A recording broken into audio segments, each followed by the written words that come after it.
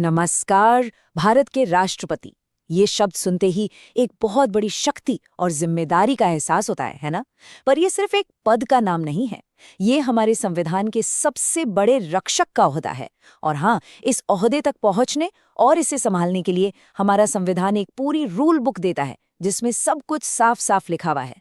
तो फिर सवाल ये उठता है कि राष्ट्रपति भवन तक पहुंचने का रास्ता किन नियमों से तय होता है? आज हम सब मिलकर इसी सवाल का जवाब ढूंढेंगे। हम भारतीय संविधान के अनुच्छेद 56 से लेकर 60 तक का एक सफर करेंगे, जो असल में इस पूरी यात्रा का एक रोड मैप है। तो देखिए, आज हम क्या क्या समझने वाले हैं। सबसे पहले राष्ट्रपति के ऑफिस का एक इंट्रोडक्शन लेंगे, फिर उनके कार्यकाल और दोबारा चुनाव लड़ने की शर्तों को जानेंगे। उसके बाद बात होगी क्वालिफिकेशंस की, कुछ शर्तों की और हाँ, उनकी शपथ की। परीक्षा के लिहाज से जो जरूरी बातें हैं उन्हें भी देखेंगे और आखिर में सब कुछ फटाफट रिवाइज करेंगे। तो चलिए शुरू करते हैं। सबसे पहले राष्ट्रपति के कार्यालय का परिचय। यहाँ हम अनुच्छेद 56 से 60 के पूरे फ्रेमवर्क की एक मजबूत नींव रखेंगे। ये 5 आर्टिकल्स समझ लीजिए कि राष्ट्रपति पद की कहानी के 5 सबसे जरूरी चैप्टर हैं।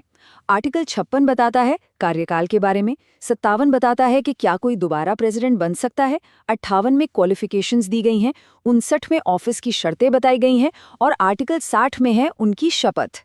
चलिए आगे बढ़ते हैं और सबसे पहले और सबसे आम सवाल का जवाब जानते हैं।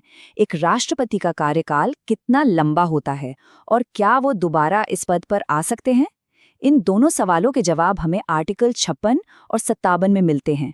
तो आर्टिकल 56 बिल्कुल साफ कहता है भारत के राष्ट्रपति का कार्यकाल होता है पूरे 5 साल का। ये 5 साल उस दिन से गिने जाते हैं जिस दिन वो अपना पद संभालते हैं। ये एक फिक्स टर्म है जिससे देश के सबसे बड़े पद पर एक स्थिरता बनी रहती है। अच्छा, तो ये 5 साल का कार्यकाल खत्म कैसे हो सकता है? इसके असल में 3 तरीके हैं। पहला तो सबसे सीधा साधा है, अपना 5 साल का टर्म पूरा कर लिया। दूसरा तरीका है इस्तीफा देना। राष्ट्रपति अगर चाहें तो वो उपराष्ट्रपति को एक लिखित इस्तीफा दे सकते हैं और जैसे ही ये इस्तीफा मिलता है, उपराष्ट्रपति की ये जिम्मेदारी होती है कि वो फौरन इसकी जानकारी लोकसभा के स्पीकर को दें। और तीसरा तरीका सबसे गंभीर है, वो है महाभियोग या जिसे हम इम्पीचमेंट कहते हैं। ऐसा तब होता है जब संविधान के उल्लंघन का कोई मामला हो और इसकी पूरी प्रक्रिया अनुच्छेद 61 में दी गई है। यहाँ एक बहुत ही दिलचस्प बात है जो आर्टिकल 56 में ही लिखी है। मान लीजिए किसी राष्ट्रपति का 5 साल का कार्यकाल पूरा हो गया, लेकिन नए राष्ट्रपति ने अभी तक पद नहीं संभाला है, तो ऐसी सिचुएशन में पुराने राष्ट्रपति ही तब तक पद पर बने रहेंगे जब तक कि उनके उत्तराधिकारी आ न जाएं। ये इसलिए ताकि देश का सर्वोच्च पद एक पल के लिए भी खाली न रहे। अब दूसरा सवाल, क्या कोई दोबारा राष्ट्रपति बन सकता है? आर्टिकल 57 इसका जवाब बहुत ही सिंपल शब्दों में देता है, हाँ बिल्कुल। कोई भी व्यक्ति जो राष्ट्रपति रह चुका है वो इस पद के लिए फिर से चुनाव लड़ने के योग्य है। संविधान इस पर कोई रोक नहीं लगाता। चलिए अब इस सफर का अगला पड़ाव देखते हैं, योग्यताएं और शर्तें।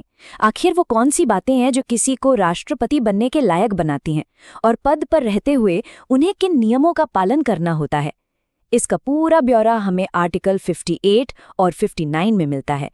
आर्टिकल 58(3) बहुत ही बेसिक क्वालिफिकेशंस की बात करता है। पहली, उम्मीदवार को भारत का नागरिक होना चाहिए। दूसरी, उसकी उम्र कम से कम 35 साल पूरी हो चुकी हो। और तीसरी, उसमें वो सारी योग्यताएं होनी चाहिए जो लोकसभा का सदस्य बनने के लिए जरूरी होती हैं। आर्टिकल 58 में एक और बहुत ही जरूरी शर्त है, वो है ऑफिस ऑफ प्रॉफिट, यानी लाभ का पद न धारण करना। अब ये लाभ का पद होता क्या है? देखिए, इसका सीधा सा मतलब ये है कि कोई भी उम्मीदवार सरकार के मातहत किसी ऐसे पद पर नहीं होना चाहिए जहां से उसे तनख्वाह या कोई और आर्थिक फायदा हो रहा हो। अब ऐसा क्यों?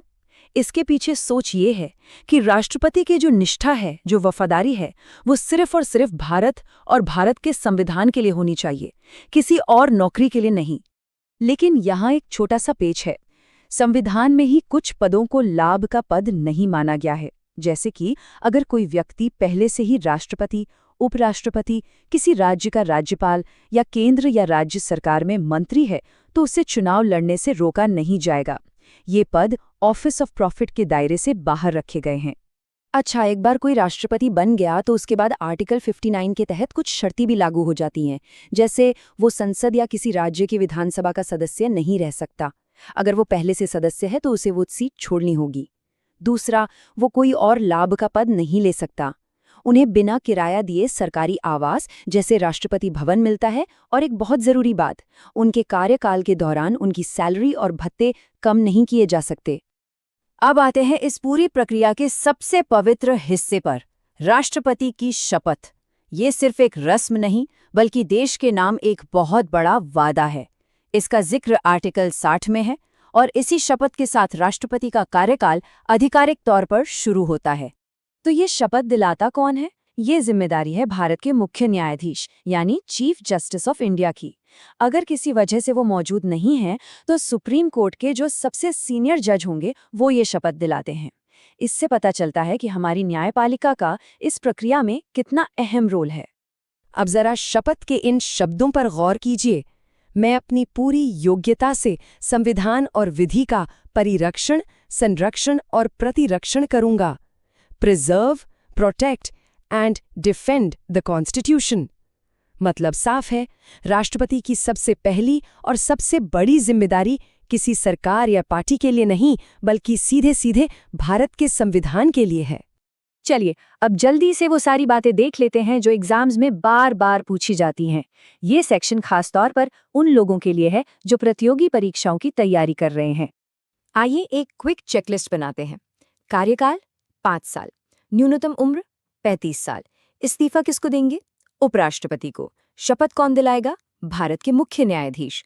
और क्या दोबारा चुनाव लड़ सकते हैं? हाँ, बिल्कुल लड़ सकते हैं। ये 5 पॉइंट तो एकदम रट लीजिए। तो अब हम अपने इस सफर के आखिरी पड़ाव पर हैं। यहाँ हम अब तक की सारी बातों को समेटेंगे और राष्ट्रपति की भूमिका को संविधान के सबसे बड़े संरक्षक के तौर पर समझने की कोशिश करेंगे। ये टेबल एक तरह से पूरे डिस्कशन का निचोड़ है। आर्टिकल 56 कार्यकाल 5 साल का और इस्तीफा उपराष्ट्रपति को। आर्टिकल 57 दोबारा चुनाव की इजाजत है। आर्टिकल 58 क्वालिफिकेशन, जिसमें नागरिक 35+ साल की उम्र और लोकसभा सदस्य की योग्यता शामिल है। आर्टिकल 59 ऑफिस की शर्तें और आर्टिकल 60 संविधान के संरक्षण की शपथ। तो कुल मिलाकर ये सारे अनुच्छेद मिलकर ये पक्का करते हैं कि भारत का राष्ट्रपति एक निष्पक्ष, गरिमापूर्ण और देश के प्रति समर्पित व्यक्ति हो। एक ऐसा राष्ट्र प्रमुख जिसका पहला और आखिरी काम संविधान की रक्षा करना हो।